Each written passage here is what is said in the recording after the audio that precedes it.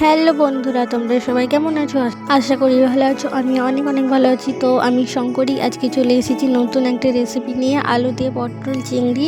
তো চলো, এটা একদম আলাদা স্টাইলে রান্না করব। এভাবে একবার রান্না করে দেখবে, বারবার খেতে ইচ্ছে করবে। তো চলো, আজকে তোমাদের কাটা বাটা কিছু দেখাইনি, এগুলো আগে থেকে করে রেখেছি, কারণ ভিডিওটা বেশি বড় করবো না, একটু তাড়া আছে ওর জন্য।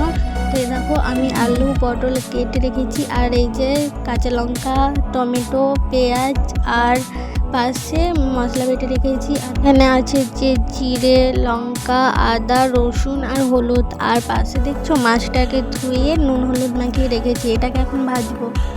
তো চলো দেখো, দেখো আমি উনুন ধরিয়ে দিয়েছি, এখন একটু ধোয়া হচ্ছে। এবার ধরে গেলে আমি কড়াইটা বসিয়ে দেবো, দিয়ে মাছ ভেজে নেবো। দেখো পুরোপুরি ধরে গেছে, এবার আমি উনুনে কড়াইটা দিয়ে দিলাম। তো চলো কি করি দেখতে থাকো। তো ভিডিওটা কেউ তোমরা কাটবে না, পুরোটা দেখবে। দেখো আমি এবার তেল দিয়ে দিচ্ছি, এর মধ্যে তেলটা হয়ে এলে এবার আমি মাছ দিয়ে দেবো। তেলটা হয়ে এসেছে, দেখো এবার আমি মাছটা এখানে দিয়ে দিলাম। সবগুলোকে দিয়ে এভাবে ভেজে নেব, উল্টে পাল্টে যেন লাল লাল আর কি ভাজা হয়ে যায়। তো চলো দেখো কি করি। তো দেখো আমি এটা উল্টে দিচ্ছি, এরকম করে সবগুলোকে উল্টে দেবো, উল্টে দিয়ে ভালো করে ভেজে নেব। ভাজা হয়ে গেলে তখন নামিয়ে নেব।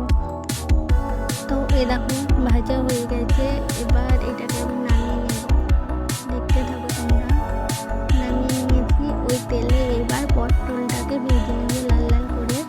সামান্য সব দিয়ে দেবো, সামান্য নুন আর হলুদ দিয়ে ভালো করে লাল লাল করে লেড়ে নামিয়ে নেব। দেখো আমি নামিয়ে নিয়েছি। এবার ওই কড়াইতে আর একটু তেল দিয়ে আলুটাকে ঠিক ওরকম করে সব দিয়ে নুন হলুদ দিয়ে লাল লাল করে ভেজে নেব। তো চলো ভাজা পরে দেখাচ্ছি।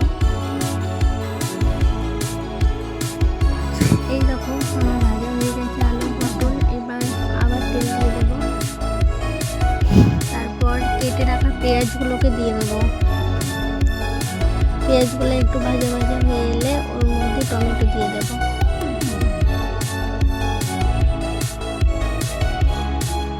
টমেটোগুলো ভাজা হয়ে গেছে, এবার আমি বাটা মশলাটা দিয়ে দিলাম। তারপরে মশলার বাটিতে ধোয়া জলটা এবার দিয়ে দেবো, দেখতে পাচ্ছ।